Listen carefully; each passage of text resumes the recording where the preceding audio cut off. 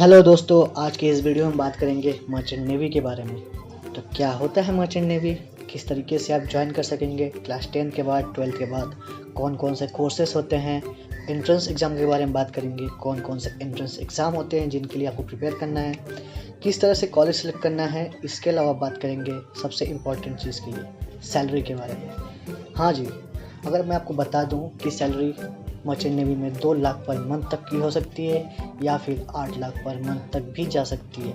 इसके लिए आपको थोड़ा काम करना पड़ेगा, थोड़ा स्टेप बाय स्टेप जाना पड़ेगा।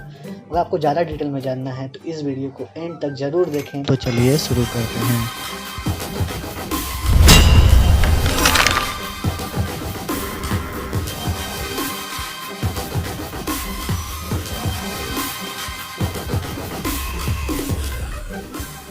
तो बात कर रहे हैं मर्चेंट नेवी के बारे में। तो सबसे पहले डिस्कस कर ले कि मर्चेंट नेवी होता क्या है। बहुत सारे लोग के दिमाग में ये ख्याल है कि मर्चेंट नेवी मतलब गवर्नमेंट जॉब, बट मैं आपको आज क्लियर कर देता हूँ कि मर्चेंट नेवी मतलब गवर्नमेंट जॉब नहीं है। यह एक प्राइवेट सेक्टर है। हाँ, सेमी गवर्नमेंट हो सकता है बट ये गवर्नमेंट जॉब नहीं है। वैसे तो मर्चेंट नेवी की कोई एग्जैक्ट डेफिनेशन नहीं है, लेकिन जैसे नेम सजेस्ट करता है, मर्चेंट नेवी मतलब कमर्शियल मरीन सर्विस। यह वो कमर्शियल सर्विस है जो दोनों कार्गो और पीपल को एक जगह से दूसरी जगह समुद्र के रास्ते जहाज़ों के द्वारा पहुंचाता है। वैसे तो बोल सकते हैं कि वर्ल्ड का 95% import and export merchant navy के द्वारा ही होता है।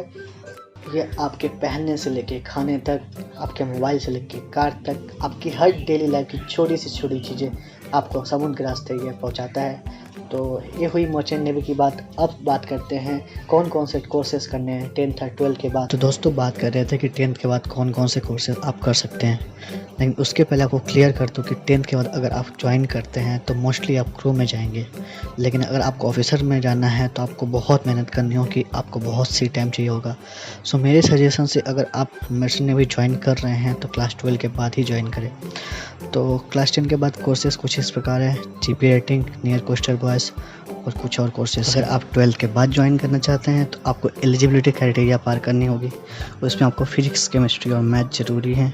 आपकी पीसीएम की परसेंटेज 60 होनी चाहिए या उसके ऊपर होनी चाहिए। आपकी जो एज है वो 17 और 25 के बीच में होनी चाहिए। आप फिजिकली फिट होने चाहिए। अगर आप एलिजिबिलिटी क्राइटेरिया पूरी करते हैं तो 12 के बाद ज्वाइन कर सकते हैं मर्चेंट नेवी, लेकिन उसके पहले आपको एक एग्ज़ाम देना पड़ेगा जो इंडियन मैरीटाइम यूनिवर्सिटी कंडक्ट करता है। वो हर साल में एक बार होता है या कभी कभी 2 बार भी होता है। अगर आप इस एग्ज़ाम को क्रैक कर लेते हैं तो आईएमओ के अंडर जो भी कॉलेज है उसमें आप एडमिशन ले सकते हैं। कोर्सेज 2 टाइप्स के होते हैं, एक होते हैं डेक साइड के, एक होते हैं इंजन साइड के। डेक साइड में होते हैं बीएससी नॉटिकल साइंस और diploma in nautical science. Engine में होता है बीई मरीन इंजीनियरिंग या बीई मैकेनिकल इंजीनियरिंग या बीई पेट्रोलियम इंजीनियरिंग, और भी कोर्सेस होते हैं। अब बात करते हैं सैलरी के बारे में, जिसके लिए सब सोचता है कि मर्चेंट नेवी में सैलरी बहुत होती है, मतलब पैसा ही पैसा है। ये बात सच है, लेकिन उसके लिए आपको बहुत मेहनत करनी पड़ती है। मतलब सैलरी बहुत सारे फैक्टर्स पर डिपेंड करती है। आपकी रैंक क्या है, आपका एक्सपीरियंस क्या है। ये नहीं कि आप जब ज्वाइन किए और आप सोचे कि मेरे को पर मंथ 2 लाख रुपया पर मंथ मिलने लगेगी या 8 लाख पर मंथ मिलेगी, तो आपकी गलत सोच है। तो चलिए सैलरी के बारे में स्टार्ट करते हैं। तो डेक साइड से स्टार्ट करते हैं। डेक कैडेट की सैलरी जो होती है वो 20 से 30 हज़ार के बीच में होती है। थर्ड ऑफिसर की जो सैलरी होती है वो 80 से 1.5 लाख के बीच में होती है। जो सेकंड ऑफिसर सैलरी होती है वो 2 से 3 लाख के बीच में होती है। और जो चीफ ऑफिसर की सैलरी होती है वो 4 से 6 लाख के बीच में होती है।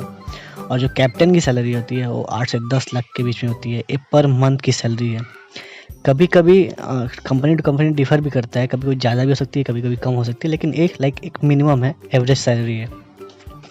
अब बात करते हैं इंजन साइड की। तो इंजन कैडेट की जो सैलरी होती है वो 30 से 40 हज़ार के बीच में होती है। फोर्थ इंजीनियर की जो होती है वो 90 से 1.5 लाख के बीच में होती है। और थर्ड इंजीनियर की जो सैलरी है वो 2 से 3 लाख के बीच में होती है। और सेकंड इंजीनियर की जो सैलरी है वो 4 से 6 लाख के बीच में होती है। और चीफ इंजीनियर की जो सैलरी है वो 7 से 9 लाख या 10 लाख के बीच में ही होती है। ये पर मंथ की ही सैलरी है। दोस्तों मर्चेंट नेवी में सिर्फ सैलरी ही नहीं है, मर्चेंट नेवी में काम बहुत ज़्यादा है। इसमें फिजिकल वर्क बहुत है, मेंटल प्रेशर बहुत है। मैं अपना खुद का एक्सपीरियंस बता रहा हूँ। अगर आप इसको ज्वाइन करना चाहते हैं तो पहले आपको मेंटल प्रेशर हैंडल करना सीखना होगा। फिजिकल वर्क हद से ज़्यादा है। आपको कोई सोने का टाइम नहीं होगा, कोई फिक्स टाइम नहीं है कितना घंटा को काम करना है। अगर इमरजेंसी आ गई तो आपको लगातार 20 30 घंटे तक काम करने पड़ सकते हैं। सो ऐसे मत सोचिए कि खाली आप जाएंगे बस आधा घंटा 8 घंटा काम करेंगे फिर सो जाएंगे, वो कोई काम नहीं रहेगा। सिर्फ 20 लोग चाहे 22 लोग रहते हैं, उसके हिसाब से काम होता है। सबका अपना अपना डिपार्टमेंट रहता है, सबको अपना अपना काम करना पड़ता है। अगर आपकी तबीयत भी ख़राब हुई तब फिर भी आपको काम करना पड़ेगा। अगर आपकी तबीयत ज़्यादा ख़राब हुई तो आपको कंपनी शिप से उतार देगी। सो मर्चेंट नेवी इतना ईजी फील्ड नहीं है। यह रही मर्चेंट नेवी की बात। मैं आशा करता हूँ कि ये वीडियो आपको पसंद आई होगी। मैं फ्यूचर में और नई वीडियो लाने की कोशिश करूँगा। मेरे चैनल को सब्सक्राइब करना ना भूलें, और अगर वीडियो पसंद आई हो तो लाइक और शेयर ज़रूर करें और अच्छे कमेंट दें। धन्यवाद।